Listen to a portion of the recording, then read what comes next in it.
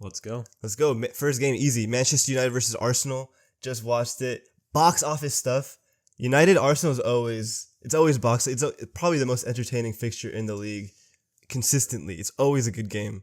Yeah, I'd say so. A lot of talking points. I kind of want to get right into it, honestly. For sure. 8 minutes of added time. 8 minutes of added time. It's pretty criminal to me because there's criminal? not a lot of stoppages to justify 8 minutes. I understand the Premier League is going on this this rule of saying we've got to play out the whole 90 minutes. And I like it.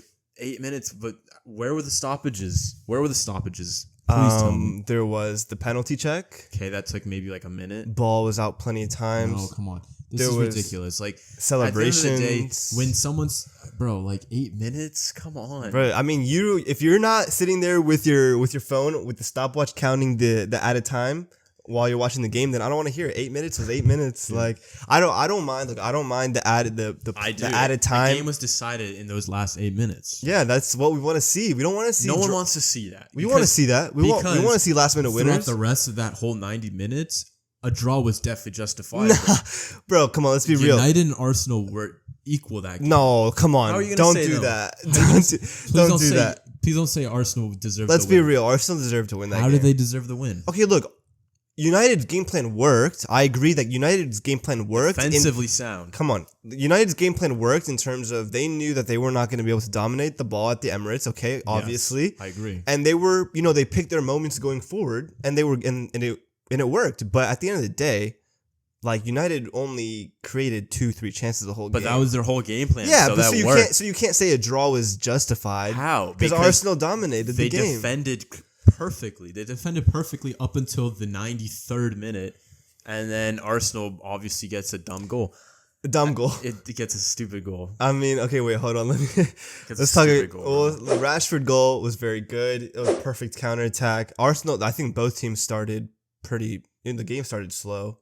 Arsenal was pretty bad in my opinion. No, I think Arsenal started off well, honestly. What game did you watch live? What are you talking about? They did not start well, bro. Bro, United didn't even have a single touch in the attacking half. No, but obviously I know they Arsenal kept the ball, but when I say they didn't start well, I mean they weren't really creating anything. I don't know. Martinelli and Wan-Bissaka, there was a bunch of corners going on. There was a bunch of 1v1 battles. Brother, that's not really creating anything in my opinion. I mean, look, Rashford scored a good goal. Fair play off the left, but what we've been saying, he needs to stay there because when he's off the left, he's dangerous. That's not a secret. I agree. Martial was horrible though. That brother, he provides nothing. He's weak. He's slow. He's not good on the ball. What does he do? It's sad. No, man. He's gone. It's sad. They just don't have anyone else. Yeah, I know. He's gone. Goodness me, he's a dead baller. Always has been, really. But yeah, and then what's this? Oh yeah, Odegaard instant reply. That was a well-worked goal. Yeah. That was such a good goal. Agree. Good finish. Boom. Second half was entertaining though. Lots of drama, controversy. I agree. What are we saying about the penalty? Was it a penalty? No.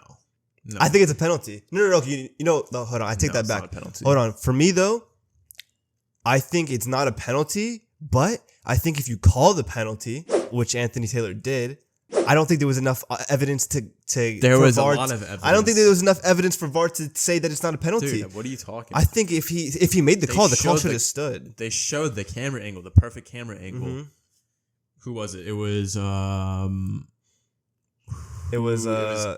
who tackled him? Yeah, it was Wan-Bissaka and Casemiro. Mm-hmm. Wan-Bissaka steps. Mm-hmm. He steps in. Yeah. Completely misses the player. Yeah. He starts pulling out, hands up. Yeah. Havertz touches him. Yeah, he instantly touches him, and then he flops. Mm-hmm. Havertz's left foot touches Wan-Bissaka's standing foot, right? Mm-hmm. But it's not like he kicked out. He was just running, normal running motion, and then he runs into him though. No, he runs in between them. He runs into Wan-Bissaka's leg. There's contact. Yeah. There's Wan-Bissaka had there was no intent of tackling him at that point. He steps in and he starts to pull back. Yeah, but at the end of the day, there was contact. There was contact. So obviously Wan-Bissaka... It wasn't enough contact for someone to go down. Oh, no, there definitely was. No, it was like this. It was a brush. It was a brush. Do you know where they touched? Do you know where they touched? It was on the leg. Yeah, exactly. So when you're running at that pace... At what pace? The giraffe cannot run that fast, bro. Hold on. No, don't do that. When you're dribbling and you're running, you play footy, you know when one little clip on your back leg can make you fall down. Listen, come on, man. In those type of games when the stakes are really high, those type of calls should never be called. I agree that should not have been called a penalty, but in my opinion, if the ref calls it, I don't see how VAR can then say that's not a penalty because there's contact. Dude. Because there's contact there. I think you see what I'm saying? I understand what you're saying, but in my personal opinion, I think there was enough evidence to show that. But speaking on Havertz, let's talk about Havertz. Havertz starts this game very questionable. Obviously, Thomas Partey is injured in the game, so Ben White slots in that right back spot. Very strange to even say that sentence because Partey was apparently playing right back for the last game. I mean, how is that strange to say that? Because we're saying Thomas Partey, CDM, is playing right back. Yeah, I mean, we know Arteta's been on tweaks. Being on madness. But I think Ben White's best at right back. I think he's very good there. Obviously, we saw it today. He did pretty well against Rashford, I'd say. And we were talking about, we did the video, is Arteta overthinking? Boom, as soon as he plays Manchester United, he's like, all right, I'm done overthinking. He went back to basics. He had no choice. Yeah, I mean, to be fair, injuries, but, at least he went back to basics, put Gabriel back in the setup. Havertz still in the setup, though. Well, let's talk about Havertz. Yeah, we're not escaping this. He was dreadful. Horrible. He was very bad. I mean, dude. But it's like a confidence issue, bruh. It's not even like, because he was picking up good positions. He was okay on the ball. Obviously, probably is confidence. Yeah, you're right. Because he whiffed the ball on that shot, and he also lost the ball leading to Rashford's goal. But Arteta's not giving him like the positions in order to gain the confidence. Like he's obviously not going to play an 8. The 8 position's not a Havertz role. Bro. I still disagree with that though. How are you not seeing these? Because look, if he doesn't whiff that shot and bags it, we're having a completely different conversation right now.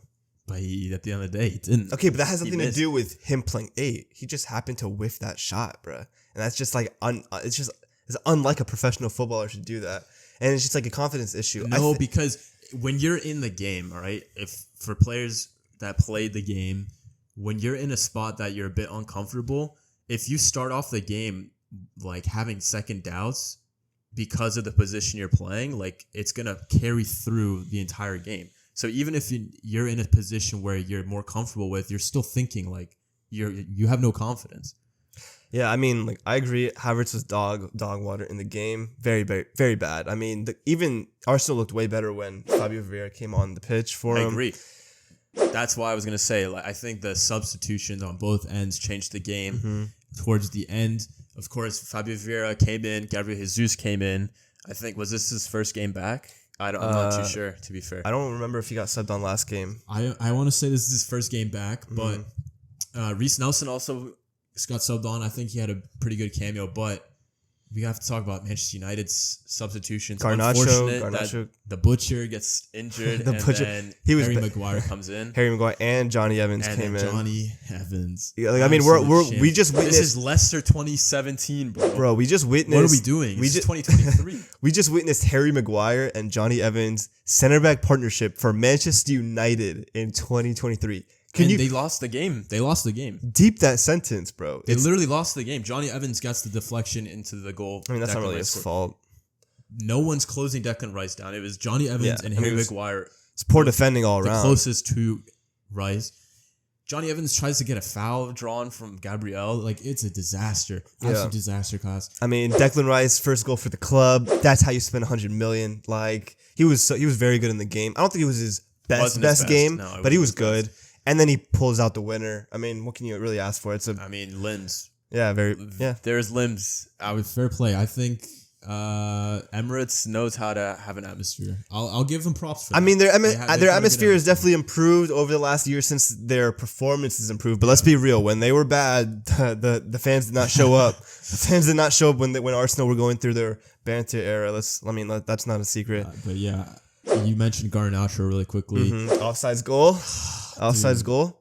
I don't think that was offside, me personally. What do you mean? They showed the wrong angle. They showed the wrong angle for VAR. Do you know how VAR technology works? It doesn't really matter what the angle they show. They have the technology to be able to tell if it's offsides or not, regardless of the camera angle. They do. Yeah. No, what do you mean? I understand you're talking about the lines. The lines can't be wrong. Yeah. But they can't. I'm saying like the angle First of all, I think they can because we've seen it in past before the lines were a bit fugazi. I don't know. I mean, it's technology. How are you going to disagree with technology? Because it's made several errors before in the past. At the end of the day, there's a human behind the technology. Okay, but obviously there's a human drawing the lines, but wherever the human draws, the lines are correct though. Like if, you know what I'm saying? The lines are correct at the end of the day. Regardless of the camera angle, the lines are correct. No, I'm telling you, VAR is not. Like, how are you going to disagree with VAR? It's not as accurate. How are you going to disagree with that? It was offsides. That's We've something we can't. Lines drawn that were super fugazi. Like when? I can't remember when, obviously, but I'm telling you. Like, I mean, for me, I'm not the one. I'm not going to be the one to like sit here and act like I know more than VAR technology. Like it's offsides. It says it's offsides.